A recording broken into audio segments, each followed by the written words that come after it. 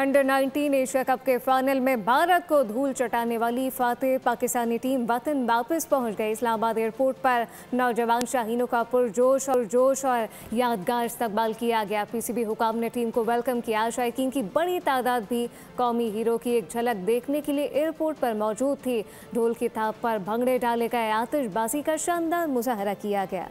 छोटे चैंपियंस का बड़ा इस्तकबाल, पूरी कौम खुशी से निहाल, मद्दाहों का धमाल। कौमी हीरोज खुसूसी परवाज से इस्लामाबाद पहुंचे, जीत की खुशी में जहाज में केक भी काटा। हीरोज का दुबई से वतन वापसी पर तारीखी वेलकम। इस्लामाबाद एयरपोर्ट पर जश्न, पाकिस्तान जिंदाबाद के नारे, खिलाड़ियों पर फूलों की पत्तियां निछावर की गयी, ढोल की थाप पर भंगड़े डाले गए। टीम के इस्तकबाल के लिए शहरियों की बड़ी तादाद उमड़ आई। खिलाड़ियों के साथ सेल्फियां बनवाई, आतिशबाजी का शानदार मुजाहरा भी किया गया। फातेह टीम के लिए VIP protocol, double decker bus में ट्रॉफी के साथ विक्ट्री परेड। खिलाड़ियों को VIP प्रोटोकॉल के साथ होटल पहुंचाया गया।